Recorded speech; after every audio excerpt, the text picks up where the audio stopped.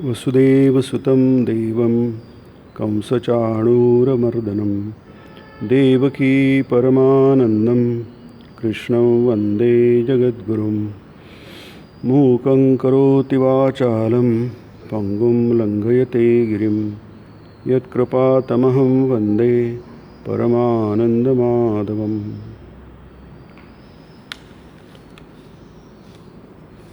रामकृष्ण सत्संग मंडळ इचलकरंजी तर्फे विवेकानंद व्याख्यानमाला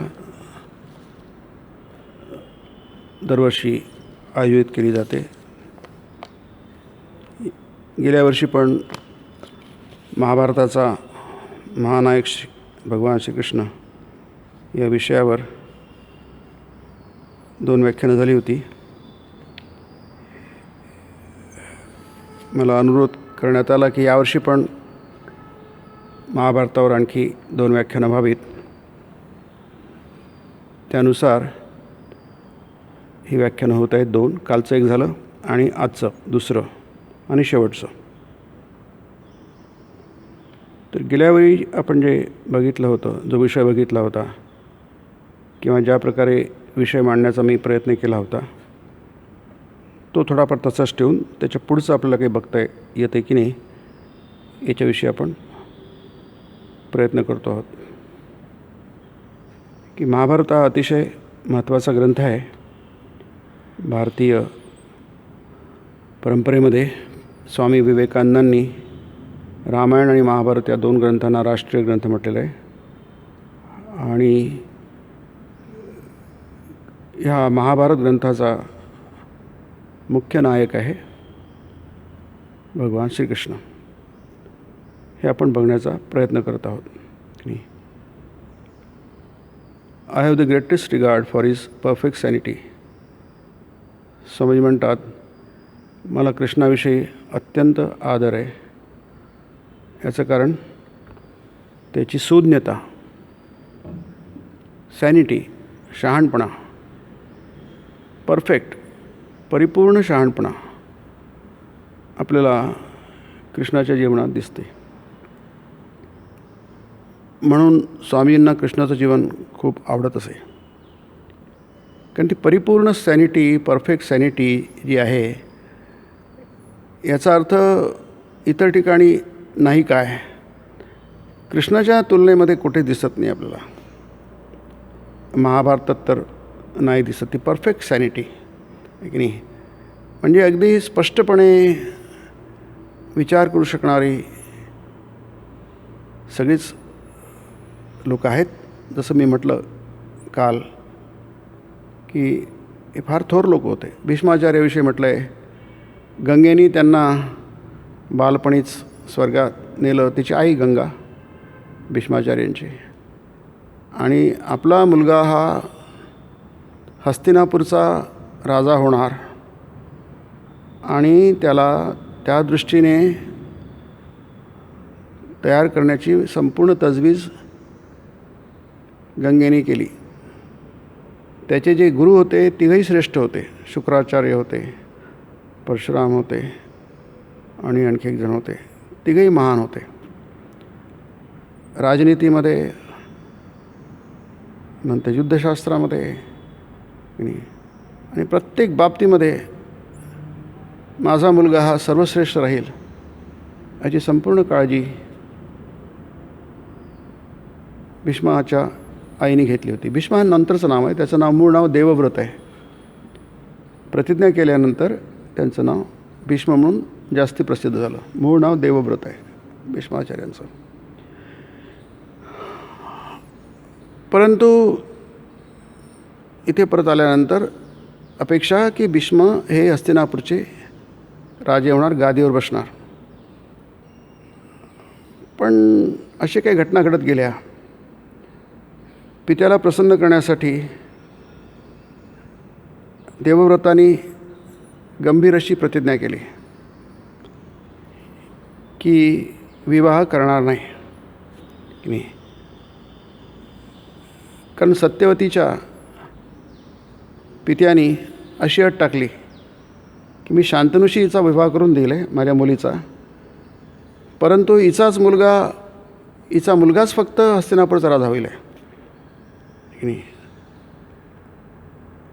आता हे जेव्हा अट टाकली तेव्हा तिथेच त्यांनी प्रतिज्ञा केली देवव्रतांनी, तसं असेल तर मी प्रतिज्ञा करतो मी विवाह करणार नाही, जन्मभर अविवाहित राहिलं आहे. त्याच्यामुळे मुलगा नसल्यामुळे गादीवर बसण्याचा प्रश्नच येणार नाही.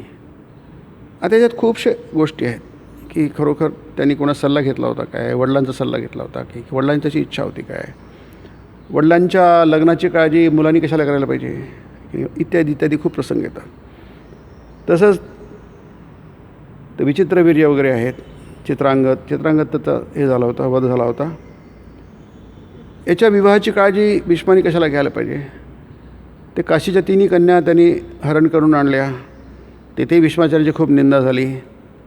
याला लग्नाचं काय करायचं आहे, हे कशाला घेऊन जातो वगैरे, आणि तोही घोळ झाला.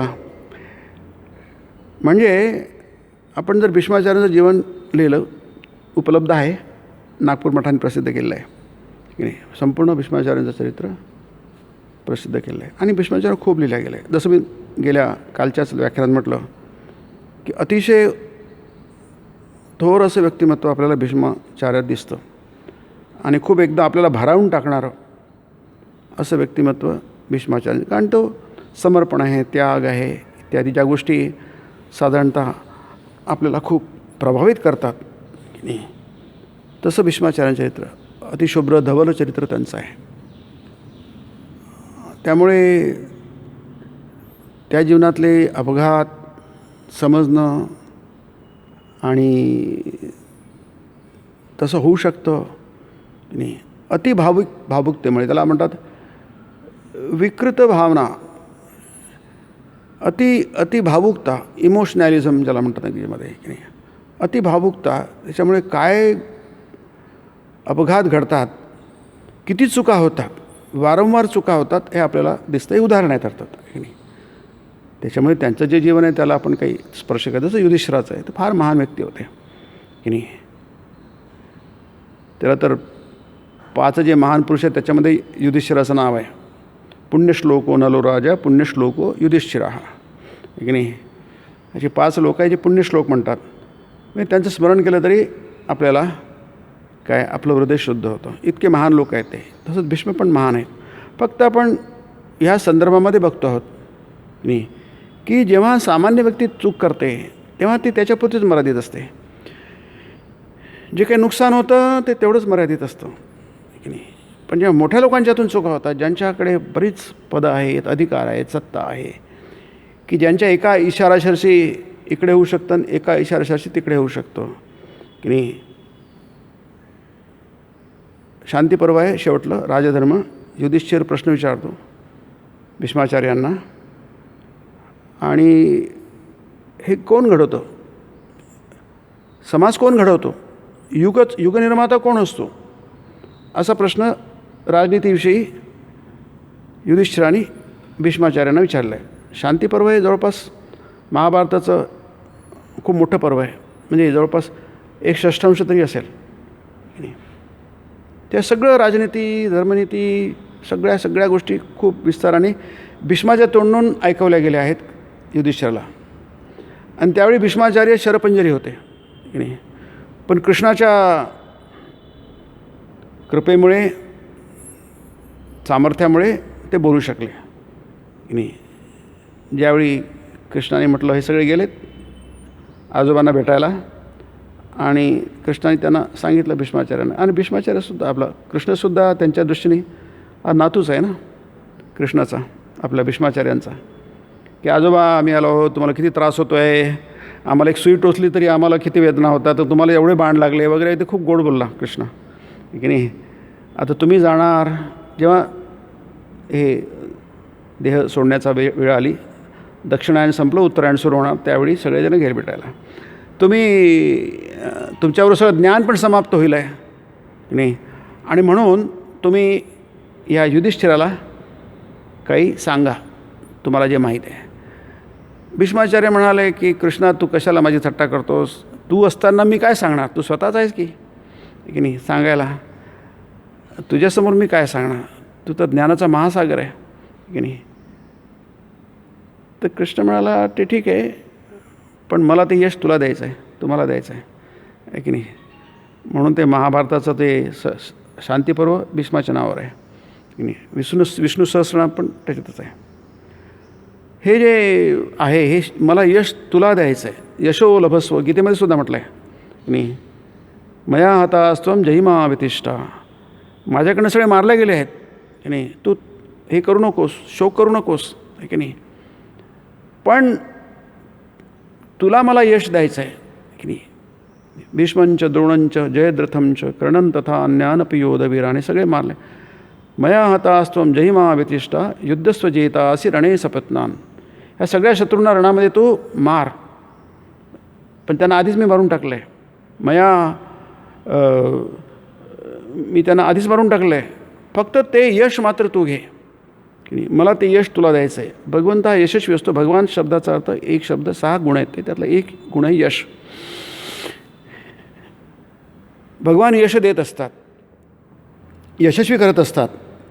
तर ते यश जे आहे ते तुला द्यायचं आहे मला, आणि म्हणून तू युद्ध कर. तू जिंकला आहे युद्ध की नाही. मी तुला सांगतो तू युद्ध जिंकला आहे. सगळे मेलेले आहेत. तुला जिवंत दिसत असले तर हे सगळे मेलेले आहेत. हे खऱ्या अर्थाने जिवंत नाही आहेत. त्यांना मी आधीच मारून टाकलं आहे. मया आता हा माझ्याकडनं मारले गेले आहेत आधीच ते. फक्त ते यश तुला घे, तू यांना मार. लोक म्हणतील की अर्जुनाने यांना मारलेलं आहे. तसंच भीष्मांना कृष्ण सांगतात की मी सांगू शकतो, पण मला ते यश तुम्हाला द्यायचं आहे की नाही. आणि मग तो प्रसंग सुरू होतो, संवाद सुरू होतो. खूप मोठा संवाद आहे.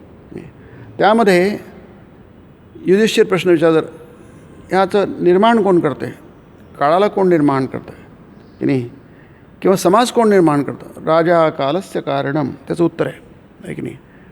कोणी म्हणतात अमुक आहे, कोणी म्हणतात तमुक आहे, कोणी म्हणतात तमुक आहे. ते म्हणतात नाही, समाजाला दिशा देण्याचं कार्य, समाजाला घडवण्याचं कार्य हा राजा करत असतो. म्हणजे सत्ता ज्याच्याकडे असते, ॲब्सोल्यूट पॉवर ज्याच्याकडे असतात, तोच करू शकतो की नाही. तो नवीन देश निर्माण करू शकतो, नवीन जग निर्माण करू शकतो की नाही. त्याच्याकडे सत्ता असते, पॉवर असते की नाही. तर भीष्म तशा प्रकारे तयार केले गेले होते की नाही. पण आपल्याला काय दिसतं जर आपण त्याचा आढावा घेतला भीष्माच्या जीवनाचा, काय की नाही. पदोपदी अशा काही घटना घडत गेल्या एकामागून अगदी शेवटपर्यंत की नाही, की ज्याचा परिणाम हा नेहमीच चुकीचा होत गेला, म्हणजे दुर्दैव घडत गेलं नाही. त्याचा विस्तार आपल्याला करता येणार नाही वेळेच्या अभावी. परंतु आणखी एक निकष जर आपण वापरला की नाही, ती भीष्मांकडनं स्त्रियांना सगळ्या स्त्रियांना त्रास झाला. अगदी सत्यवती त्याची आई होती, सावत्र आई होती आहे की नाही. गंगा त्याची सख्या आई होती आहे की नाही. आणि नंतर ज्या घटना घडत गेल्या शेवटपर्यंत आहे की नाही, तिथून दिसतं आपल्याला की निर्णय चुकले तरी काय होतं, मोठ्या लोकांचे निर्णय चुकलं तर काय होतं. आणि आपण काय बघतो की जे महाभारत युद्ध झालं, इतका विनाश झाला, याच्यामागे जर एखाद्याला कारण पकडायचं असलं, धरायचं असलं की यांच्या अमुकामुळे असं झालं, तर आपल्याला असं म्हणता येऊ शकतं निश्चितपणे की ते भीष्मामुळे झालेलं आहे. प्रत्येक अगदी द्रौपदी हरणाच्या वेळीसुद्धा भीष्ममध्ये पडू शकले असते, ते थांबवू शकले असते. प्रत्येक बाबतीमध्ये मी त्याला म्हटलं आपला वेळ नाही, तर आपण त्याचा आढावा घेतला. मग त्यांनी ओझांनी सांगितलं तुम्ही भीष्मावर बोला. मी म्हटलं नाही, भीष्मावर नाही बोलणार. भीष्माचा आपण फक्त उल्लेख करू. कारण काय, भीष्मावर बोलायला गेलं की आपल्याला काहीतरी सांगावं लागेल, या सगळ्या गोष्टी विस्ताराने सांगाव्या लागतील की नाही. म्हटलं भीष्माचं आपण नंतर बघू. पण भीष्माच्या निर्णयशक्तीमुळे, चुकीचे निर्णय घेतल्यामुळे, किंवा ज्यावेळी जे करायला पाहिजे तर ते न केल्यामुळे सगळं महाभारत घडतं आहे, युद्ध घडतं आहे, विनाश घडतो आहे. स्वामींजींनी कृष्णाच्या बाबतीत म्हटलं आहे की ज्यावेळी जे करायला पाहिजे हा कृष्ण त्यावेळी त्यांनी बरोबर तसं केलं आहे की नाही. आणि ते परफेक्ट सॅनिटी म्हटलं आहे, स्पष्टता, विचारातली स्पष्टता. मला काय करायचं आहे, संभवामी योगी योगी, मी कशासाठी आलेलो आहे, माझं जीवित कार्य काय आहे, याविषयीची स्पष्टता आपल्याला कृष्णाच्या जीवनामध्ये दिसते. म्हणजे कोणताही गोंधळ नाही. आपण अर्जुनाला प्रतिनिधी मानलं की नाही, गीता आपल्यासमोर आहे की नाही, तर गीतामध्ये तो म्हणतो धर्मसम्मूढ चेता, माझी बुद्धी धर्माच्या बाबतीमध्ये कन्फ्यूज झालेली आहे. मला काय करायला पाहिजे आणि काय नाही करायला पाहिजे, काय केलं की मी बरोबर राहील आणि काय केलं की मी चुकेल आहे की नाही, हे मला कळत नाही. किती आश्चर्य आहे की नाही. अर्जुन काही साधासुद्धा नव्हता, तो ज्ञानी होता. त्याचं दिसतं, त्याला किती माहिती आहे त्याला कळतं. परंतु आपल्याला लगोलग ते दिसतं की त्याला समजत नाही याच्यात हे बरोबर आहे, ते चूक आहे. युद्ध करणं बरोबर आहे की युद्ध न करणं बरोबर आहे. ज्याशी चेत कर्म नसते मता बुद्धिर्जनार्दन. हे जनार्दना, नाही तू म्हणतो की आत्मज्ञान प्राप्त करणं, ईश्वर दर्शन करणं हेच श्रेष्ठ आहे. तत्किम कर्मणी घोरे मा, मला या हिंसात्मक कामामध्ये कशाला तू नियोजसी केशव, हे केशवा तू मला कशाला त्याच्यामध्ये लोटतो आहेस की नाही. व्यामी श्रेणेव वाक्येन बुद्धिम मोहयसी मी, तू मला कन्फ्यूज करतो आहे. व्यामी श्रेणे म्हणजे असं काहीतरी सांगतो, हेही कर आणि तेही कर. मला तदेकं वद निश्चित्य यदेकं वद निश्चित्य येन श्रेयो माप्नुयाम. मला एक निश्चित सांग की नाही, मला कन्फ्यूज करू नको, मला गोंधळात टाकू नको की नाही, मला बुचकळ्यात टाकू नको. मला एक निश्चित, असे शब्द आहेत ते बघा गीतेमध्ये. सुरुवातच तशी आहे, 3ऱ्या अध्यायाची 5व्या अध्यायाची की नाही. अर्जुन मागे पुढे पाहत नाही, मित्र आहे त्याच्यामुळे अगदी स्पष्टपणे मांडतो आहे तो, भीड मुनवत न ठेवता की नाही. म्हणजे जणू काही त्याच्यावर आरोप करतो आहे की तुम्हाला कन्फ्यूज करतो आहे. मला नीट सांग. व्यामी श्रेणी वाक्येनं बुद्धी मोहयसी मे, मला तू मोहयसी, माझी बुद्धी तू बुचकळ्यात टाकतो आहे, घोटाळ्यात टाकतो आहे, मला गोंधळात टाकतो आहे. मला निश्चित सांगतो की नाही. कृष्ण म्हणतो मी तुला बुचकळ्यात टाकत नाही, काही करत नाही आहे, मी माझं बोलणं अगदी स्पष्ट आहे, फक्त तुला ते समजत नाही आहे की नाही. अर्जुनाच्या सुदैवाने तिथे कृष्ण त्याच्याबरोबर बसला होता, समोरच होता, सारथीच होता की नाही. आणि त्यामुळे तो उपदेश देऊ शकला. तस्मात्मुत्तिष्ठ यशो लभस्व, म्हणून अर्जुना उठ, तस्मात उत्तिष्ठ. गीतेमध्ये सतत आलं आहे, अर्जुना उठ, युद्ध कर की नाही. त्याला कार्यप्रमाण केलं आहे. युद्ध करणं हेच बरोबर आहे, युद्ध न करणं चूक आहे की नाही. इतकी स्पष्टता आहे. तस्मात उत्तिष्ठ यशो लभस्व, यश प्राप्त कर. कसं, जित्वा शत्रूंना तू जिंक की नाही. भुंक्ष्व राज्यम समृद्धम, आणि समृद्ध राज्याचा उपभोग घे की नाही. अगदी स्पष्ट आहे बघा, तू त्याच्यासाठीच आहे. यशस्वी हो आणि समृद्ध राज्याचा उपभोग घे. युद्धातून विन्मुख होणं हे तुझ्या दृष्टीने पूर्ण चूक आहे. अनार्यजुष्टमस्वर्ग्यम अकीर्तिकरम अर्जुन. ज्ञानी लोक, सुसभ्य लोक, सुसंस्कृत लोक असं करत नाहीत. त्याच्यामुळे तुला मुक्ती मिळणार नाही. अस्वर्ग्यम, सद्गती मिळणार नाही, तुला स्वर्गाची प्राप्ती होणार नाही. आणि अकीर्तिकरम अर्जुन, हे अर्जुना तुझी अकीर्ती होईल आहे. इथेही तुला काही मिळणार नाही, स्वर्गातही काही मिळणार नाही, स्वर्गही मिळणार नाही, इथे तुझी अपकीर्ती होईल आहे. आणि संभावितस्य चा कीर्ती मरणाद अतिरिच्यते. संभावित माणसासाठी अकीर्ती ही मरणापेक्षासुद्धा दुःखदायक असते. म्हणून तुझं वागणं कोणत्याच बाबतीमध्ये, कोणत्याच निकषाप्रमाणे बरोबर नाही.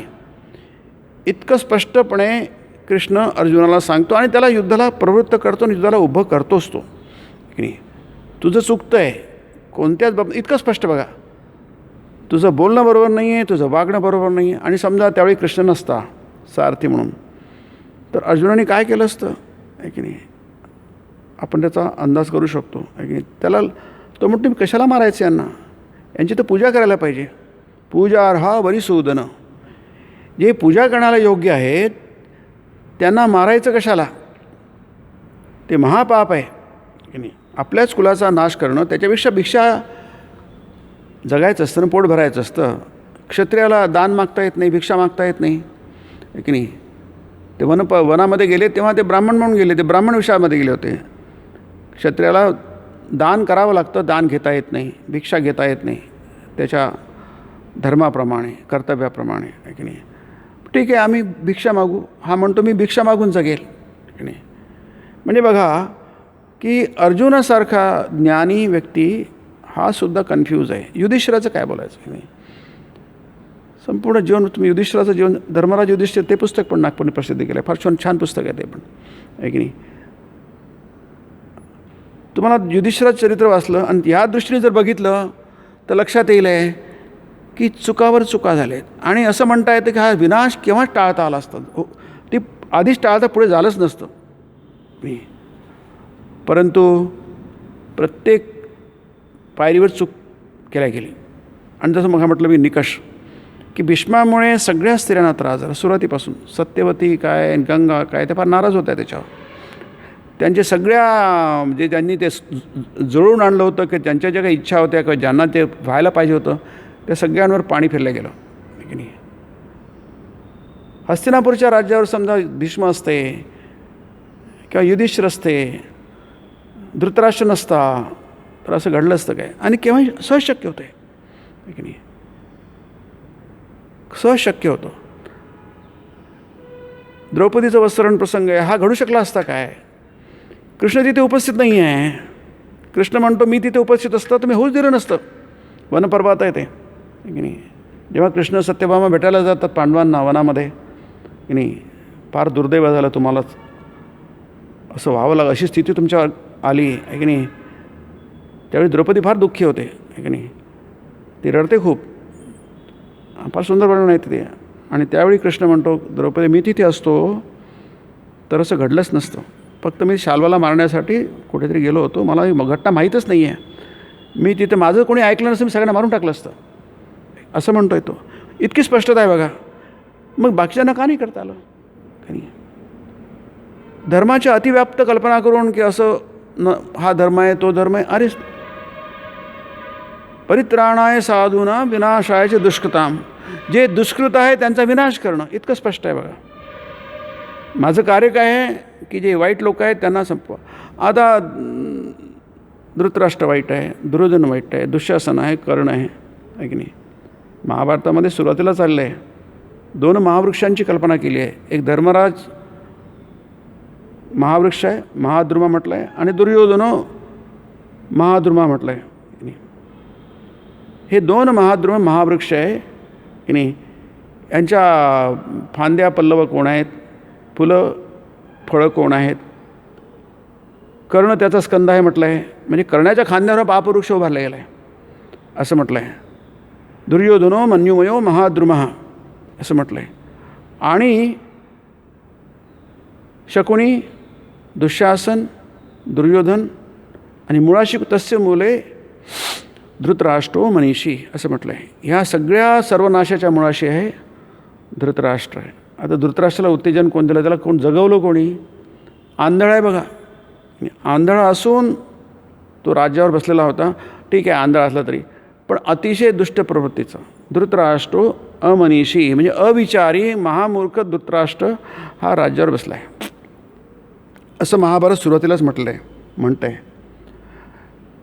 आता याला कोण कारण आहे. याला युधिष्ठिर कारण आहे आणि भीष्म कारण आहे की नाही.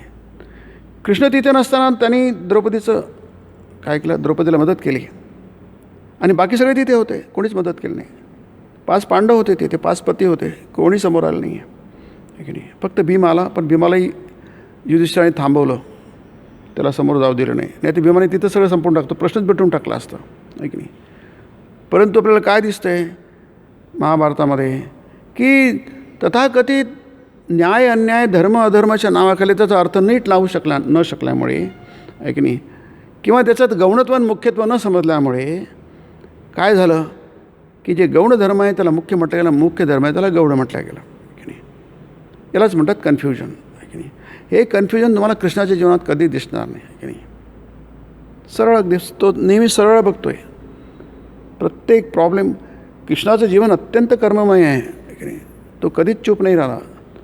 जन्मभर त्यांनी कार्य केले, महान कार्य केले, महान युद्ध. तो योद्धा आहे, महान योद्धा आहे, महान कुटनीतिज्ञ आहे. आपण फक्त बासरी वाजवणारा कृष्ण बघतो, आहे की नाही. ते ठीकच आहे, परंतु खरा कृष्ण आहे शंख वाजवणारा. पांचजन्यम ऋषिकेशो, हा ऋषिकेश पांचजन्य वाजवतो आहे, की नाही. आणि आपल्याला काय दिसतंय की त्याच्या वागण्यातली स्पष्टता प्रत्येक बाबतीमध्ये, पुन्हा कृष्णाचं जीवन आपल्याला अगदी अर्थापासून इथेपर्यंत घेता येऊ शकतं. म्हणजे कृष्णाच्या जीवनामध्ये तुम्हाला कुठे चुका दिसत नाहीत. असं सांगता येत नाही कृष्णाने ही चूक केली, असं माझ्या तरी कुठे दिसत नाही, मला तरी कुठे दिसत नाही, आहे की नाही? कुठे दिसत नाही आपल्याला. रामाच्या बाबतीमध्ये की रामाने वालीचा वध केला, झाडाआड लपून केला, सीतेला त्यांनी ती असताना गर्भार असताना तिला वनात पाठवून दिलं वगैरे वगैरे, आहे की नाही? तो राजधर्म आहे की नाही?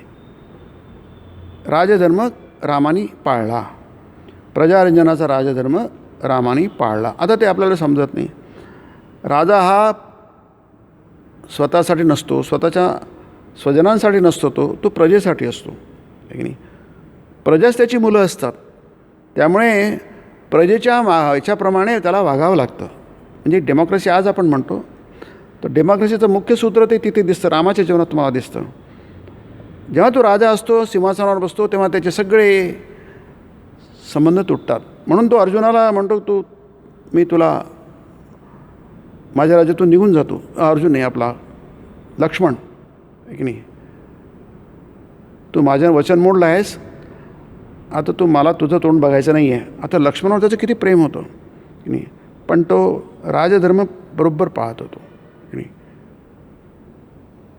आपल्याला युधिष्ठिराच्या बाबतीत काय दिसतं आहे, भीष्माच्या बाबतीत काय दिसतं आहे, हा गोंधळ दिसतो आहे. आणि गोंधळाचा परिणाम फार भयंकर होतो आहे. म्हणून आपल्याला महाभारत बघताना कृष्णाला जेव्हा आपण बघतो तेव्हा ह्या संदर्भामध्ये बघायला पाहिजे. जसं मी मग म्हटलं की एकच निकष जर आपण वापरला, स्त्रियांचं रक्षण, नाही, तुम्हाला कृष्णाच्या जीवनामध्ये अगदी बालपणापासून तर अगदी शेवटपर्यंत तुम्ही बघाल, कोणत्याही स्त्रीला कधी त्रास झालेला नाही आहे. त्यांनी स्त्रियांचं रक्षणच केलं.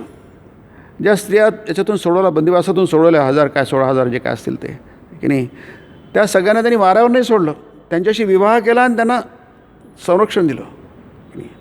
प्रत्येक बाबतीमध्ये बघा. आणि आपल्याला ते माहितीच आहे, त्या कृष्णेला, तिचं नाव कृष्णा पण होतं, द्रौपदीचं, तिचं रक्षण केलं कृष्णाने. आणि ते वनपर्वामध्येच आहे, जसं मी मग म्हटलं, सत्यभामा आणि कृष्ण गेले होते सांत्वन करायला वनामध्ये. त्यावेळी द्रौपदी खूप रडली आणि ती म्हणते की कृष्णा, मी याज्ञसेनी आहे, म्हणजे मी सामान्य स्त्री नाही आहे, यज्ञातून निर्माण झालेली आहे. आणि माझे वडील एवढे, माझा भाऊ असा आहे, माझे वडील असे आहे, हाय, पण मला भाऊही नाही आहे, मला वडीलही नाही आहे, मला पती नाही, नमे पतेच संता म्हणते ती. 5 पतींची बाई पत्नी, ती म्हणते न मे पतेच संता, मला पत्नी, मला हेच नाही, पतीच नाही आहे म्हणते ती. इतकी संतापलेली, इतकी दुःखी आहे ती, खूप रडते, पाण्यात थांबत नाही ते डोळ्यातून. फार सुंदर वर्णन महाभारत आहे. आणि शेवटी म्हणते कृष्ण तू पण माझा नाही आहे की नाही. म्हणजे इतकी तिचं तर संताप दिसतो, तू पण माझा नाही म्हणतो. त्यावेळी कृष्णाने जी प्रतिज्ञा केली फार सुंदर आहे की नाही, की दादा आकाश तुटून पडेल, हिमालयाचे तुकडे तुकडे होतील, बरीच मोठी हात उभारून म्हणतो आहे, पण द्रौपदी मी तुला वचन देतो की तू राणी होशील. त्या सगळ्या गोष्टींचा सूड गोळा जाईल, बदला घेतला जाईल, की नाही. महाभारतामध्ये तिघांचे तोंडे जवळपास एका श्लोक येतो, की नाही. म्हणून कळलं की तिघं किती श्रेष्ठ होते, नाही. तिघांचे तोंडी आहेत. एक आहे कृष्ण, दुसरी आहे कुंती आणि तिसरा आहे भीम, की नाही. तिघंही म्हणतात झालं फार दुर्दैवी झालं, आम्हाला निष्कासित व्हावं लागलं, सगळं सोडून द्यावं लागलं, आम्ही अगदी रस्त्यावर आलो, जंगलात भटकावं लागतं आहे आम्हाला. ही गोष्ट मूर्खपणा झाली आहे की नाही. द्यूतात आम्ही हारलो, हा अतिशय मूर्खपणा आहे की नाही. इज अ रँक स्टुबिडिटी आहे की नाही. परंतु घडून गेलेली घटना आहे, त्याच्यामुळे आम्हाला एवढं वाटत नाही. आम्हाला सगळ्यात जास्त वाईट वाटतं द्रौपदीचा अपमान झाला आहे की नाही. कुंती पण तेच म्हणते, अगदी जवळच तो श्लोक आहे, तिघांचे तोंडी. भीमही तेच म्हणतो आहे, कृष्णही तेच म्हणतो आहे, बाकी कोणाच्या तोंडी हे शब्द येत नाही आहे की नाही. हे झालं, अतिशय वाईट झालं, पण सगळ्यात वाईट झालं, आम्ही सगळं सहन केलं असतं, पण द्रौपदीचा जो अपमान झाला हा मात्र असह्य आहे. तिघांनाही खूप वाईट वाटलं आणि तिघांनी त्याचा बरोबर बदला घेतला आहे की नाही. त्याचा प्रतिशोध घेतलाच गेला पाहिजे आणि तिघांनी त्यासाठी प्रयत्न केले. कृष्णाने पण प्रयत्न केला. कृष्ण त्याला म्हणतो, तू द्रौपदी दुःखी होऊ नकोस, या सगळ्यांचा बदला घेतला जाईल. आणि जशी तू रडते आहेस तशाच त्याच तिला रडतील, असं इतके शब्द. आणि तेव्हा मग द्रौपदीचं स्थानपण झालेलं आहे की नाही. या शब्दात कृष्णाने द्रौपदीचं स्थानपण केलं आहे की नाही. तू मुळीच काळजी नको, तू जी रडते आहेस तशाच त्याच तिला रडतील. आणि युद्ध होणारच. कृष्णाने युद्ध टाळलं नाही, शेवटपर्यंत प्रयत्न केले. कोणताही प्रयत्न बाकी करायचं त्याने सोडलं नाही. परंतु युद्ध होणार, मी तुला वचन देतो, युद्ध होणार आणि त्या सगळ्यांचा बदला घेतला जाणार. इतकी स्पष्टता कृष्णाच्या विचारामध्ये आहे आणि त्याच्या वागण्यामध्ये आहे की नाही. आणि म्हणून आपण जेव्हा कृष्णाचं चरित्र बघतो महाभारताच्या संदर्भामध्ये की नाही, त्याच्यामध्ये एकच सूत्र आहे की दुष्ट जो आहे की नाही, दुर्जन आहे, विनाशायच दुष्कृताम असा शब्द आहे. दुष्कृताम म्हणजे दुष्कृत्य करणारा की नाही. मग तू कोणी असो, तो दुष्कृत्य करणारा आहे काय की नाही. राक्षसीम आसुरीम चैव प्रकृतीम मोहिनीम श्रिता असं गीता म्हणते की नाही. त्याची प्रकृती कशी आहे, त्याचा स्वभाव कसा आहे, त्याचे संस्कार कसे आहेत की नाही. ते राक्षसी आहे आणि आसुरी आहे. थोडा फरक आहे राक्षस आणि आसुरामध्ये की नाही. पण ते राक्षस असतो, असुर राक्षस थोडासा फरक असतो की नाही. राक्षस हे जास्ती तमोगुणी असतात, अनसिव्हिलाइज असतात. असुर थोडेसे जास्ती सिव्हिलाइज असतात. जसं रावण हा असुर होता की नाही, हिरण्यकश्यप असुर होता. राक्षस म्हणजे असे 2 शिंग, दात बाहेर आलेले असं आपण दाखवलं होतो, तो राक्षस असतो. जंगलामध्ये राक्षस असतात असं म्हणतो ते. राक्षसी मासुरीम चैव प्रकृतीम मोहिनीम श्रिता असं आहे ते नाही. अशी प्रकृती, असे संस्कार घेऊन आलेले सगळे धृतराष्ट्र, दुर्योधन, कर्ण, शकुनी. महाभारतामध्ये जेव्हा उल्लेख येतो संपूर्ण महाभारतभर, तेव्हा चौघांचा उल्लेख एकाच ठिकाणी येतो.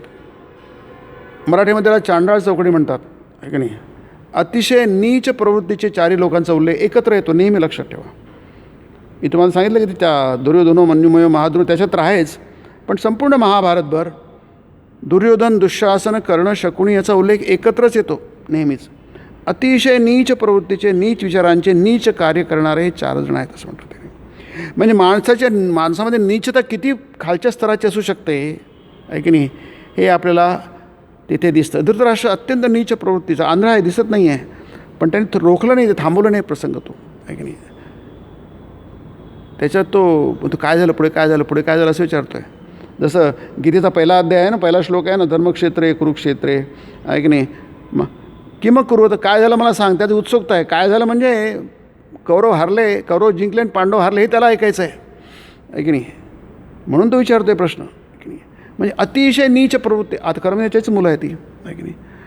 धृतराष्ट्र हे सगळं थांबवू शकला असतं, त्याच्याकडे सत्ता होती तरी कारण प्रवृत्तीच तशी आहे. अतिशय नीच प्रवृत्तीचे लोक हे आहेत आणि त्याला म्हणतात दुर्जन आणि दुष्कृत्य करणारे आहेत.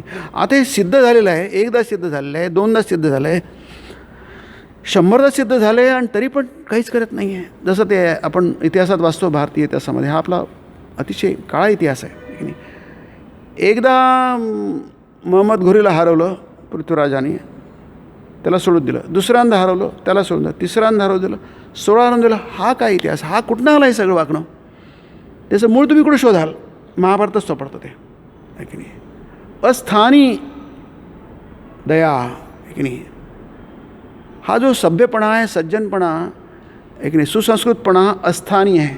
असल्या प्रकारचा सुसंस्कृतपणा चुकीचा कधी कृष्णाच्या जीवनात दिसत नाही. तो अतिशय सुसंस्कृत होता की नाही, अतिशय महान होता की नाही. तो जेव्हा परीक्षेला जिवंत करतो, मी कधी खोटं बोललो नसेल, कधी वाईट केलं नसेल, त्या मुलगा त्या पुण्याने हा मुलगा जिवंत हो, मेलेला मुलगा जिवंत हो, तर गर्भ जिवंत करतो आहे की नाही. मी थट्टेसुद्धा कधी खोटं बोललेलं नाही असं म्हणतो तो की नाही. त्याचं पुण्य येते आहे की नाही, तो जिवंत करतो.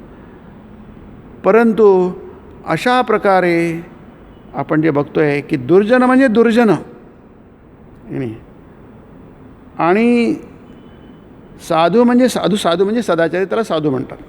सत्कृत्य करणारा साधू, त्याचं रक्षण झालं पाहिजे,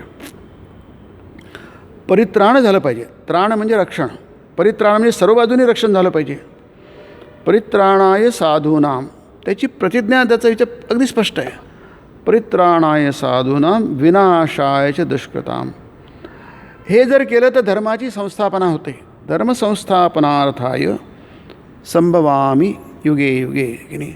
धर्माची संस्थापना, न्याय अन्यायाची संस्थापना, की नाही, त्याला धर्म म्हणतात. कर्तव्याची संस्थापना हे माझं जीवित कार्य आहे, अवतार कार्य आहे.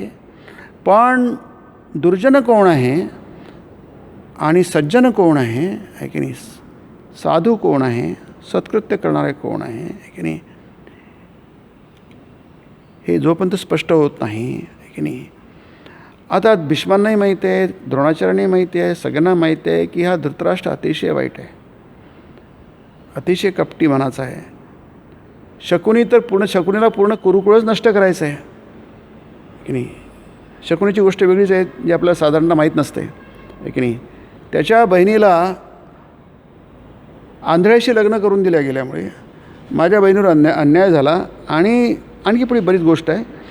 पण त्याला सूड म्हणून पूर्ण कुरुकुळ नष्ट करायचं होतं.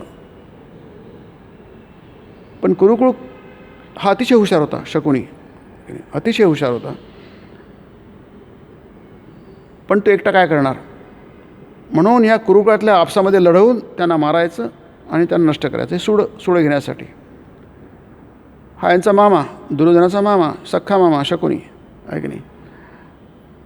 त्याची बहीण म्हणते तुझा इथे कशाला थांबतो, तो गांधार देशाला मी जाणार नाही, तो गेला नाही शेवटपर्यंत की नाही. त्याला हे कंट्रोल करू शकले असते भीष्म आणि द्रोण, कोणीच केलं नाही की नाही. हे संपूर्ण घडवून आणलेले शकुनीने घडवून, आपण शकुनी मामा वगैरे म्हणतो आहे की नाही. शकुनी मामा म्हणजे हे त्यांनी पक्का निश्चयच केला होता की मी या कुरुकुळाला नष्ट करणार, त्याचा विध्वंस करणार, एकटा करणार आहे की नाही, स्वतःच्या बुद्धिबलावर. त्यालाच त्याच्या भावाने निवडलं होतं. कारण काय, त्याचा अन्याय झाला, त्यांना तुरुंगात टाकलं धृतराष्ट्रांनी वगैरे वगैरे बरीच कथा आहे ती. आणि त्यांना एका माणसात जेवण देत होते. आता एका माणसाला इतके लोकच जगणार, मग आम्ही मरतो, तू एकटा जग आणि याचा सूड घे. मग शकुनीने सूड घेतला.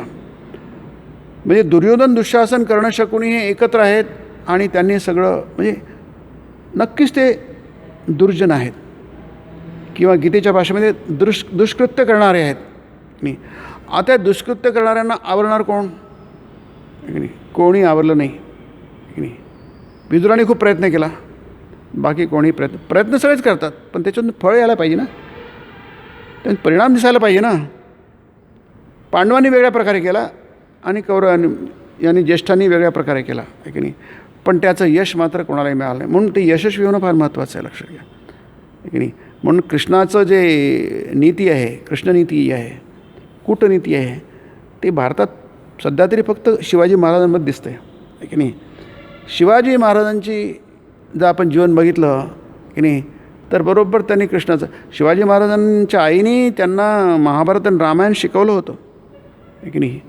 आपण शिवाजी महाराजांचं चरित्र जेव्हा वाचतो त्यावेळी आपल्याला दिसतं की शिवाजीची आई जिजाबाई आपल्या शिवबाला जवळ बसून ती रामायण महाभारत शिकवत असे. म्हणजे तिला माहीत होतं रामायण महाभारत काय. तर जिजाबाईला रामायण महाभारत माहीत होतं तिला, तिने त्याचा अभ्यास केला होता आणि त्याने शिवबाला शिकवलं आणि मग शिवाजी घडला आहे की नाही.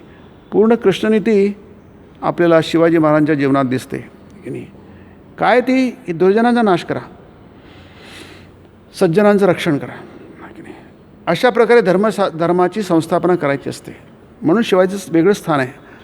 भारतीय इतिहासामध्ये इतके राजे होऊन गेले, पण शिवाजीसारखी स्पष्ट दृष्टी, स्पष्टता विचारांमधली आणि कार्यातली स्पष्टता तुम्हाला कुठे दिसत नाही. संपूर्ण शिवाजीच्या जीवनात दिसते. म्हणजे कृष्णाच्या जीवनाला समोर ठेवून वागणं हे फक्त एकच राजा दिसतो भारतामध्ये, आणि कोणी असेल तर मला माहीत नाही, मला तरी कोणी दिसत नाही आहे की नाही. बाकीचे असेच निघाले 16 17 हा काय प्रकार आहे की नाही. कृष्णाने असं कधीच केलं नाही. संधी मिळाल्यावर पहिली संधीने त्यांनी कंसाला मारलं आहे की नाही, दुसरी संधीसुद्धा शोधली नाही. शिशुपालाला पहिल्या संधीत फक्त 100दा त्याला माफ केलं. म्हणजे तिथे 100 शिव्या दिल्यानंतर त्याच्या आईला वचन दिलं होतं कृष्णाने, कारण हा नातेवाईक आहे शिशुपाल, त्याला मी 100दा क्षमा करेन. पण झाल्यानंतर त्याचं डोकं उडवलं. प्रत्येक बाबतीमध्ये कृष्णाचं वागणं हे स्पष्ट आहे की नाही. पण ती स्पष्टता तुम्हाला इतर ठिकाणी कुठेही दिसत नाही. म्हणून आपण कृष्णाच्या जीवनाकडे जेव्हा बघतो त्यामुळे ह्या दृष्टिकोनातून बघायला पाहिजे की नाही. कारण का या देशाने खूप यातना सोसलेल्या आहेत, खूप आक्रमण. जसं मी म्हटलं ना तुम्हाला की शतकानुशतके होत आलेले आघात, स्वामीजी म्हणतात, स्वामी विवेकानंद, परकीयांच्या शेकडो स्वाऱ्या आणि चालीरीतीमध्ये झालेले शेकडो बदल या सर्वांना पुरून उरणारा हाच भारत देश होय. आपण सगळ्यांना पुरून उरलो कशाच्या जोरावर की नाही. फक्त हे जे अवतार पुरुष आहे ज्यांना आपल्याला स्पष्ट दृष्टी दिली त्यांच्या भरोशावर की नाही.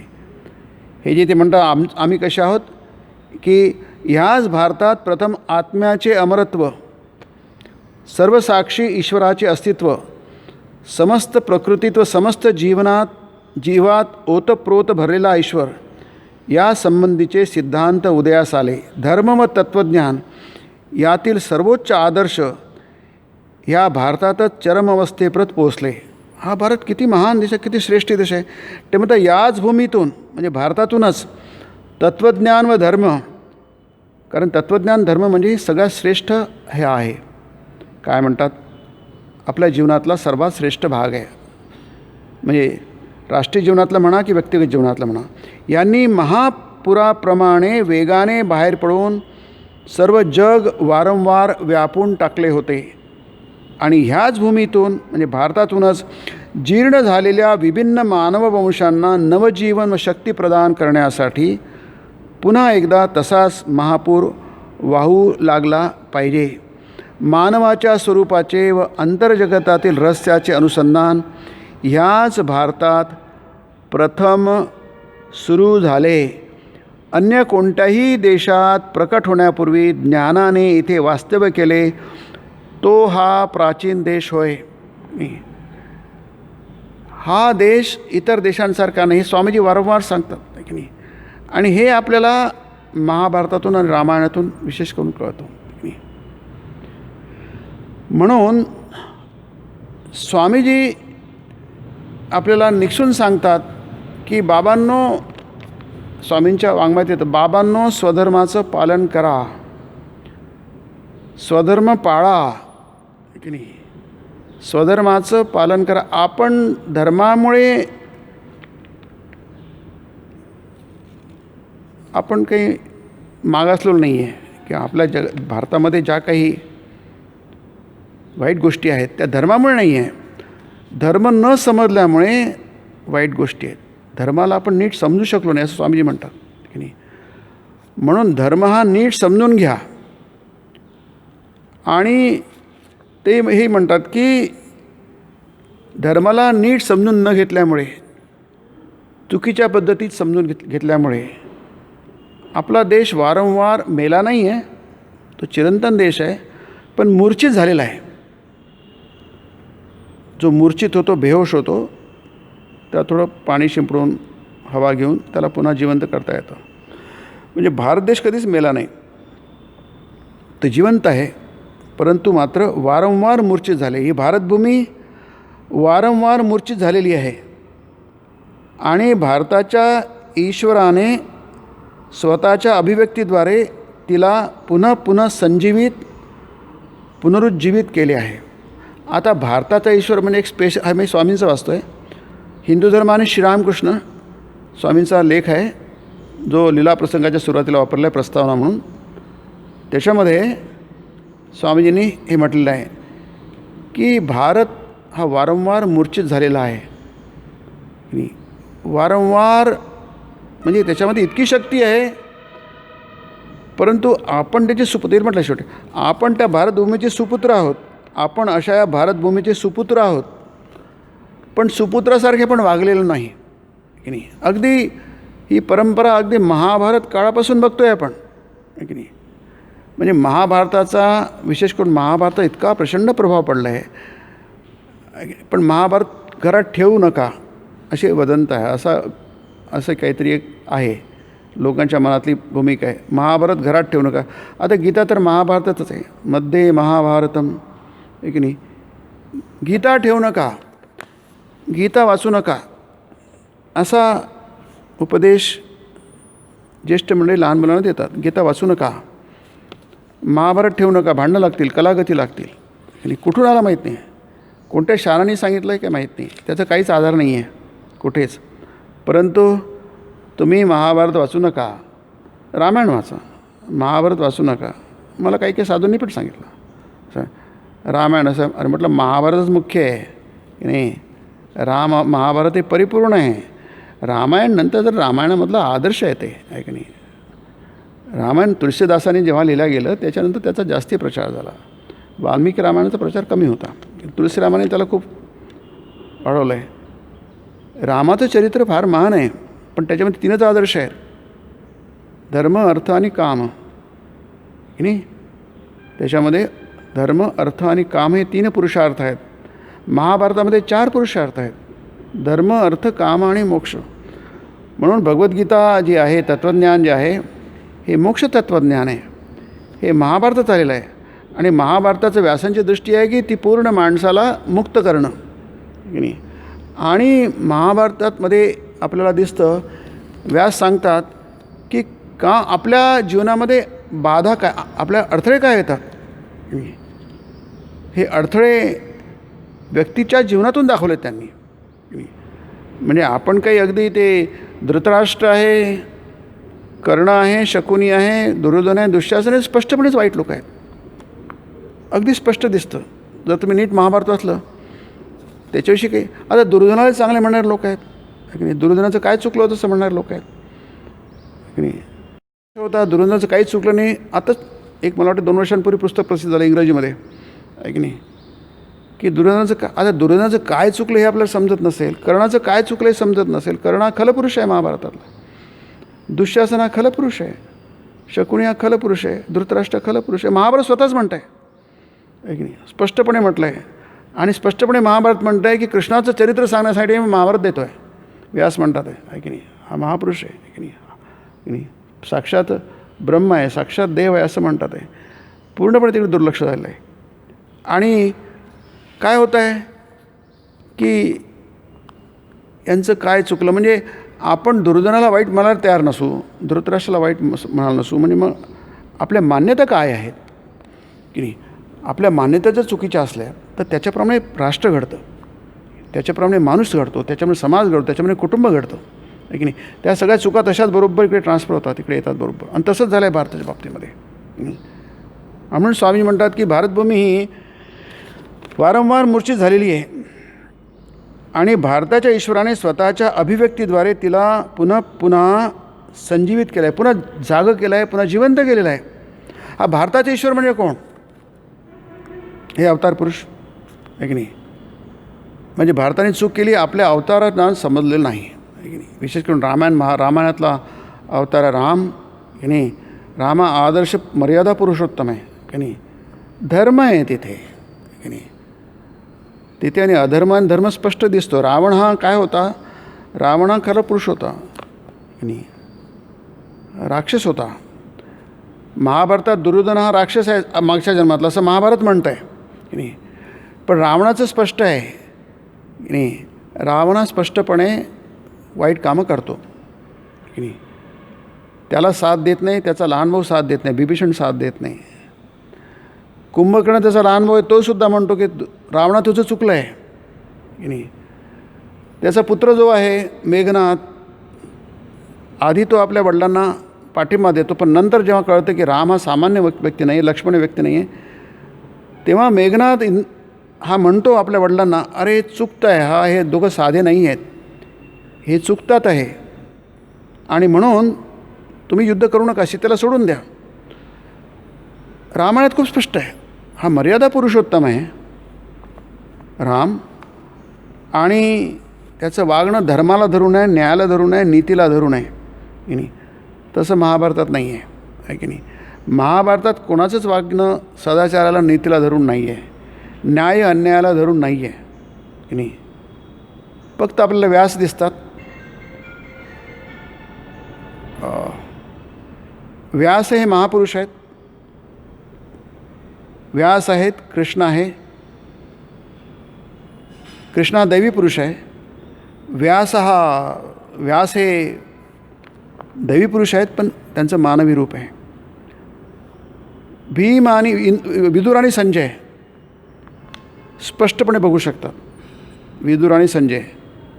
संजय हा गवलगन ऋषींचा पुत्र आहे. धृतराष्ट्राचा असिस्टंट आहे, अटेंडंट आहे म्हणा, सारथी आहे. पण पूर्ण महाभारतभर तो नीतीने वागतो, नीतीने बोलतो. इतकं त्याचं खालचं स्थान असूनसुद्धा त्याचं प्रत्येक वागणं नीतियुक्त आहे. स्पष्टपणे सांगतो. एखाद्या ड्रायव्हरने आपल्या मालकाला सांगण्यासारखा येतो. तो म्हणत तुमचं चुकतं आहे, तुमच्यामुळे सगळं होत आहे. विदुर प्रत्येक वेळी म्हणतो, पण त्यांचं अधिकार मर्यादित आहेत. संजयचे अधिकार मर्यादित आहे, विदुरांचे अधिकार त्याच्या पलीकडे त्यांना काही करता येत नाही, आहे की नाही. द्रौपदी वस्त्रहरणाच्या प्रसंगी विदुर सगळा पूर्ण शक्तीनिशी विरोध करतो. फक्त एकच. आणि दुसरा विकर्ण आहे, दुर्योधनाचा भाऊ, त्यालाही चूप बसवतात. त्याच्या पलीकडे विदुराला काही करता येत नाही. त्याच्या क्षमतेमध्ये, त्याच्या सामर्थ्यामध्ये जेवढं काय तेवढं विदुराने केलं आहे. तिथे प्रत्येक बाबतीत केलं आहे. मग विदुर आणि संजय हे दोघं दिसतात. आणि कुंती आणि भीम हे दिसतात की याने जेवढं काही शक्य तेवढं त्यांनी केलं आहे त्याच्यामध्ये. म्हणजे 6 लोक जे आहेत, आपण गेल्या वर्षी बघितलं होतं, या 6 लोकांच्या बाबतीमधलं विस्ताराने बघितलं होतं. यावेळी आपण बघू शकलो नाही, कारण वेळ नाही आहे म्हणून. पण बाकी जे आहेत लोक, ज्यांच्याकडे सत्ता आहे, पद आहे, ज्येष्ठता आहे, करू शकतात, परंतु त्यांनी ते केलं नाही. आणि म्हणून त्यांना आपल्याला नायक किंवा महानायक असं म्हणता येत नाही. दुर्योधन, कर्ण, शकुनी हे तर बोलूच नका, हे तर स्पष्टपणेच वाईट लोक आहेत, आहे की नाही. जे त्या द्रौपदी वस्त्रहरणाच्या वेळी महाभारतात सगळ्यात महत्त्वाचा प्रसंग तोच आहे. तिथेच कोण चूक आहे आणि कोण बरोबर आहे, प्रत्येकाची अग्निपरीक्षा तिथेच होते महाभारतात. द्रौपदी वस्त्रहरणाच्या वेळी, आहे की नाही. सगळे हारले तिथे, सगळे म्हणजे काय म्हणजे सगळे फेल झाले, की नाही. सगळेच फेल झाले. फक्त जसं म्हटलं विदुराने विरोध केला आणि भीमाने विरोध केला, पण काहींना काही करता नाही आलं. दोघांनाही काही करता नाही आलं. विदुराला दुर्योधनाने चूप बसवलं आणि भीमाला युधिष्ठिराने चूप बसवलं. त्याला पुढे जाऊच दिलं नाही, की नाही. धृतराष्ट्र, दुर्योधन, दुःशासन, कर्ण, शकुनी अगदी 100% खरं पुरुष आहेत, वाईट पुरुष आहे. यांच्याशी काही बोलायलाच नको. पण बाकीच्यांविषयी काय आहे, की नाही. अर्जुनाला कसं काय, तो म्हणतो धर्मसम्मूढ चेता, मला कळत नाही आहे चूक काय आहे आणि बरोबर काय आहे, की नाही. अर्जुनाचा मित्र आहे तो. सगळे धर्मग्रंथ त्यांनी वाचलेले आहे, गुरुगृही वाचलेले, सगळंच माहिती आहे त्याला, पण त्याला कळत नाही आहे. यश्चेयस्या निश्चितम ब्रूहि तन्मे, मला निश्चित सांग तू, माझ्या दृष्टीने श्रेय काय आहे. श्रेय शब्दाचे 2 अर्थ होतात. माझं कल्याण कशात आहे आणि माझी मुक्ती कशात आहे, आहे की नाही. यश श्रेयस्यात निश्चितम ब्रूहि तन्मे, तू मला ते निश्चित सांग. कशाला सांगणार तुला, मी तुझा शिष्य आहे, मित्र आहे. तो म्हणतो शिष्यस्तेहम अहम ते शिष्य, मी तुझा शिष्य आहे, तू माझा गुरु आहेस, आहे की नाही. शिष्यस्तेहम. मग शिष्य काय करतो, उपदेश ऐकतो. गुरु काय करतात, गुरु उपदेश देतात. शिष्यस्तेहम शाधी माम शाधी, मला उपदेश कर, की नाही. तू विचारलं तुला उपदेश करणार काय, की नाही. त्वाम प्रपन्नम, मी तुला शरण आलो आहे. याचा अर्थ मला काही कळत नाही आहे, की नाही. मला काही कळत नाही, मी पूर्णपणे डोकं चालत नाही, मला काहीच कळत नाही मला. ही भूमिका जेव्हा अर्जुनाने घेतली तेव्हा कृष्णाने त्याला उपदेश दिलेला आहे, की नाही, की मला खरोखरच काही कळत नाही आहे, तू सांगशील त्याप्रमाणे मी करेन, की नाही. तू म्हणशील युद्ध कर, मी युद्ध करणार, नको करू मी नाही करणार. त्याला शरणागती म्हणतात, की नाही. तर आपण या महाभारताकडे या दृष्टीने बघितलं तर आपल्या लक्षात येईल आहे की भारताच्या ईश्वराने स्वामीजी म्हणतात त्याला संजीवित केलेलं आहे. या देशाला वारंवार मूर्छित झालेला आहे, देशाला संजीवित केलं आहे, की नाही. हा भारत देश वारंवार मूर्छित झालेला आहे, की नाही. आणि त्याला संजीवित कोणी केलं आहे, या अवतार पुरुषांनी केलं आहे, की नाही. या म्हणतात भारताच्या ईश्वराने, की नाही. आता भारताचा ईश्वर काय वेगळा स्पेशल आहे काय, की नाही. याचा ईश्वर वेगळा, त्या देशाचा ईश्वर वेगळा, त्या देशाचा ईश्वर, आहे की नाही. स्वामींना म्हणायचं हां भारताचं ईश्वर वेगळं आहे, की नाही.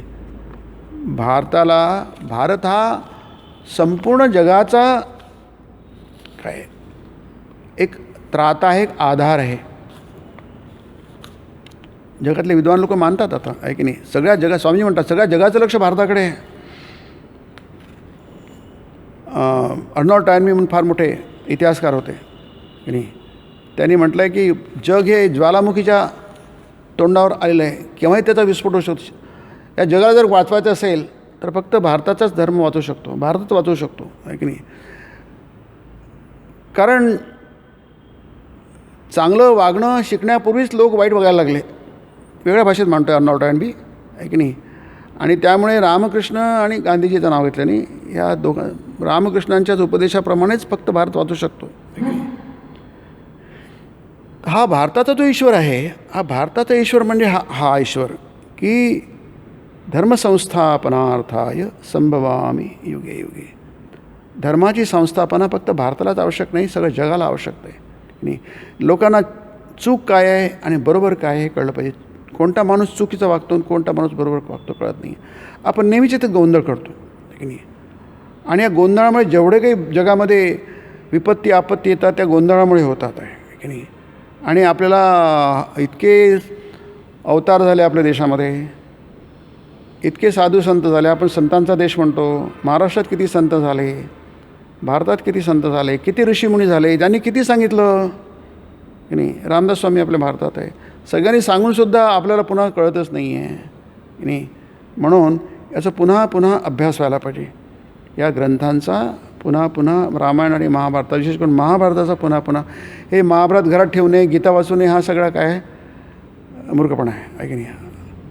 त्याचं वाचन व्हायला पाहिजे, त्याचं चिंतन व्हायला पाहिजे, त्याच्यावर चर्चा व्हायला पाहिजे, परिसंवाद व्हायला पाहिजे, व्याख्यान व्हायला पाहिजे, ग्रंथ लिहायला पाहिजे.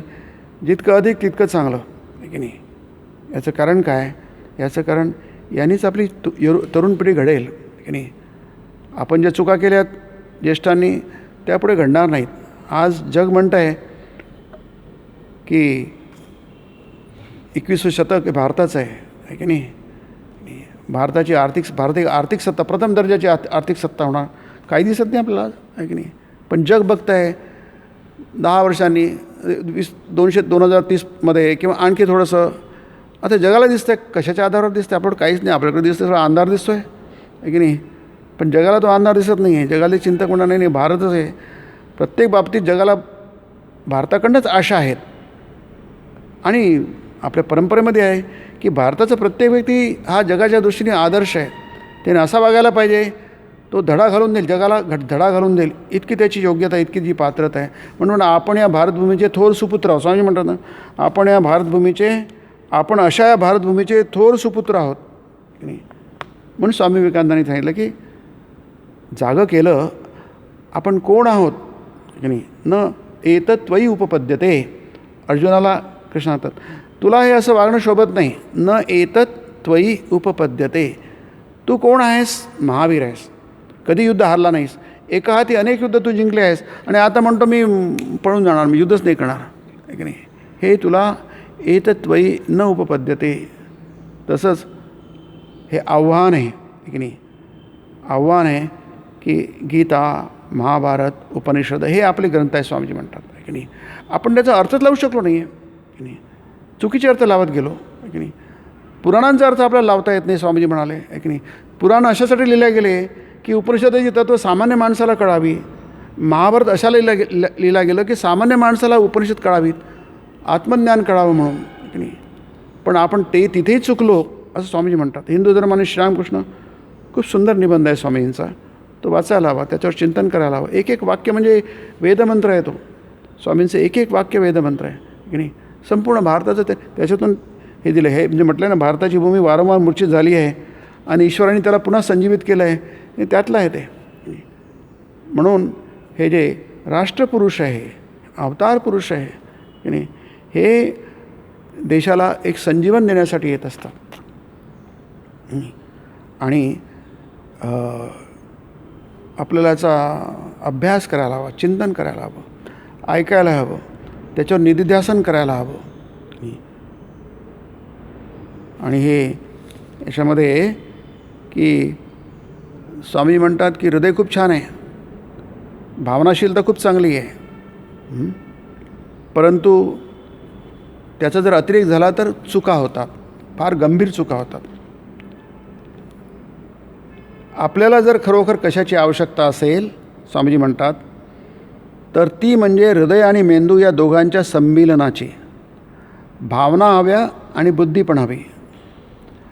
हृदय अर्थातच फार श्रेष्ठ गोष्ट आहे, प्रश्नच नाही आहे. जीवन उंचावणाऱ्या थोर प्रेरणा हृदयामधूनच स्फुरत असतात. सगळे संत हे हृदयाच्या विकासामध्ये झाले होते. कृष्णाचं हृदय खूप मोठं होतं, फार मोठं होतं. विवेकानंदाचं हृदय खूप महान होतं. थोर प्रेरणा या हृदयातूनच स्फुरत असतात. नुसतीच बुद्धी, हृदय मुळीच नाही, ज्याला आपण जडवादी म्हणतो, यापेक्षा मुळीच बुद्धी नाही, पण थोडे तरी हृदय आहे, हे मी हजारदा पसंत करीन. मला बुद्धी काहीच नाही आहे, पण मला हृदय आहे, मी हजारदा पसंत करीन, स्वामीजी म्हणतात. याचं कारण असं आहे, ज्याला हृदय आहे त्याला जीवन शक्य आहे, तो खऱ्या अर्थाने जगतो. प्रगती शक्य आहे, तो विकास करू शकतो. परंतु ज्याला नुसता मेंदूच आहे, हृदय मुळीच नाही, तो शुष्कतेच्या शापाने मरतो. संपूर्ण शुष्कता त्या जीवनामध्ये ड्राय होऊन जातो तो. म्हणून हृदय फार महत्त्वाचं आहे. भावना, इमोशन्स फार महत्त्वाचे आहेत. आणि भारतीयांमध्ये इमोशन खूप आहे की नाही. राजांमध्ये इमोशन खूप होते. शिवाजी महाराज खूप इमोशन होते, पण बुद्धी त्यांची थाऱ्यावर होती की नाही. स्पष्टपणे माहीत होतं, हे शत्रू आहेत, त्यांना मारा, सज्जनांचं रक्षण करा, हिंदवी स्वराज्याची स्थापना करा, वगैरे वगैरे. हे सांगून झाल्यानंतर स्वामी म्हणतात, तथापि हे बरोबर आहे की हृदय महत्त्वाचं आहे. हजारदा मी हृदय पसंत करीन बुद्धीपेक्षा. बुद्धी काही कामाची नाही नुसती. तथापि त्याबरोबरच हेही तितकेच खरे की जो केवळ आपल्या हृदयानेच चालविला जातो, त्याच्यावर बरीच अरिष्टे ओढवतात. अरिष्टे म्हणजे संकट ओढवतात. आणि आपल्याला महाभारतात दिसतं आहे की नाही. सगळे नुसते भावनेच्या भारामध्ये वाहत जातात. फक्त कुंती दिसते. कुंतीचं चरित्र खूप असायला पाहिजे, अतिशय अद्भुत. म्हणजे महाभारतात ज्या काही व्यक्तिमत्व आहे, विशेष करून स्त्रियांमध्ये, द्रौपदी, कुंती फार थोर स्त्रिया आहेत त्या की नाही. जसं कुंती, कृष्ण जसा आहे तसंच कुंती आहे. कुंतीच्या जीवनात कधीच नाही अस्पष्टता नाही आहे. ती स्पष्टपणे धर्माला सांगते, धर्म आपल्या मुलाला सांगते, ज्येष्ठ, तू स्वधर्म चुकतो आहे, तुझं सगळं चुकतं आहे, तू बरोबर नाही आहे, तू सगळ्या कुळाचा घात करतो आहे. अतिशय कडक त्याच्या भाषेमध्ये त्याला हे सांगितलं आहे. संजय विदुलाचा संवाद आहे महाभारतामध्ये. तो निरोप कृष्णाच्या हाताने कुंतीने युधिष्ठिरासाठी पाठवला आहे की नाही. बाळांनो, तुम्ही काय करता, तुम्ही चुकता आहात, चुकता म्हणून. कुंतीचं चरित्र. द्रौपदी फार श्रेष्ठ स्त्री आहे.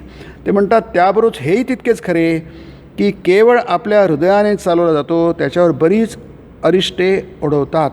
आणि दुर्योधन, दुःशासन, कर्ण, शकुनी, धृतराष्ट्र यांच्या मनात काहीच गोंधळ नाही, हे लक्षात घ्या. त्यांना स्पष्टपणे, त्यांची दृष्टी स्पष्ट आहे, त्यांची कार्य स्पष्ट आहे. त्यांना पांडवांना नष्टच करायचं आहे, लवकरात लवकर आहे की नाही. त्याच्याविषयी त्यांच्या मनामध्ये कोणत्याही प्रकारची म्हणजे गोंधळ नाही आहे मनामध्ये. ते पक्क त्यांना माहिती, यांना आज नष्ट करा, आत्ता नष्ट करा आहे की नाही. गोंधळ कोणाच्या मनात आहे? अर्जुनाच्या मनात गोंधळ आहे, युधिष्ठिराच्या मनात गोंधळ आहे. जे सात्विक लोक असतात, सच्चरित्र लोक असतात, सच्चिल लोक असतात, त्यांच्या मनात गोंधळ निर्माण होतो. दुष्टांच्या मनात गोंधळ होत नाही आहे. त्यांची दृष्टी स्पष्ट असते. येणं केनं प्रकारेनं आपण काय करायला पाहिजे. चांगल्या लोकांना, रावण जसा होतो, रावण काय करतो, सगळ्यांना नष्ट करतो, मला राजा व्हायचं आहे मला. पण दुष्टांच्या मनामध्ये कोणत्याही प्रकारची काय आहे, हे नाही आहे, गोंधळ नाही आहे. कारण त्यांच्याकडून वेळोवेळी चुका होण्याची फार संभावना असते. म्हणूनच आपल्याला हृदय आणि बुद्धी या दोहोंची एकजूट हवी आहे, त्यांचा संयोग हवा आहे. आणि शेवटी म्हणतात, हे जग अनंत नाही काय. जीवनात भावनांच्या आणि त्याचबरोबर सुसंस्कृततेच्या आणि बुद्धीच्याही अनंत विकासाला पूर्ण वाव आहे. आमच्या ठाई हृदय आणि बुद्धी दोन्हीही अमर्याद प्रमाणात येऊत. आमच्या जीवनात ती दोन्हीही एकमेकांच्या हातात हात घालून समांतर भावे प्रवाहित होत. आपल्याला महाभारताच्या चिंतनातून खूप गोष्टी शिकता येतात.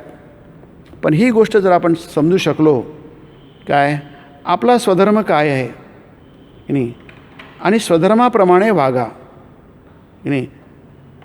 क्षत्रियांचा स्वधर्म वेगळा असतो की नाही, वैश्याचा स्वधर्म वेगळा असतो, सेवकांचा स्वधर्म वेगळा असतो की नाही, ब्राह्मणाचा स्वधर्म वेगळा असतो की नाही. संन्यासी जे 4 आश्रम आहेत, 4 वर्ण आहेत, त्या प्रत्येकाचा स्वधर्म वेगळा असतो की नाही. अतिशय स्पष्टपणे सांगितलं आहे. आणि म्हणून हृदय आणि बुद्धी, विचारशक्ती आणि भावनाशक्ती याचा कुठे गोंधळ व्हायला नको की नाही. भावनाशक्ती आपल्याला वाहवत नेते, ती खूप महत्त्वाची आहे, पण त्याच्यावर अंकुश असा बुद्धीचा असायला हवा. या दोन्ही अमर्याद प्रमाणात जेव्हा आपल्याकडे असतात, अनंत आहे, अनंत हृदय पाहिजे आणि अनंत बुद्धी पाहिजे की नाही. त्याला काही मर्यादा नाही आहे. एवढीच बुद्धी पाहिजे आणि एवढीच, म्हणून स्वामीजी म्हणतात शंकराचार्यांची बुद्धी आणि बुद्धाची करुणा या दोन्हींचा संयोग व्हायला पाहिजे. या दोन्ही गोष्टी यायला पाहिजे. आणि हे जर नाही नसेल समजा, असं झालं नाही तर काय होतं ते आपल्याला महाभारतात बघायला मिळतं. हे रामायण तुम्हाला बघायला मिळणार नाही आहे की नाही. राम बरोबरच वागत गेला, तो मर्यादा पुरुषोत्तम होता की नाही. तेथे कुठे चूक नाही. ज्यांनी जे काय केलं ते बरोबर त्याप्रमाणेच केलं, ज्याप्रमाणे आचरण करायला पाहिजे तशाचप्रमाणे आचरण केलं. पण जितकं सोपी कृष्णाचं जीवन नाही आहे की नाही. त्याच्यामध्ये बरीच गुंतागुंत आहे. महाभारतामध्ये खूप गुंतागुंत आहे, कृष्णाचरित्रात खूप गुंतागुंत आहे, परंतु कृष्ण कधीही चुकला नाही की नाही.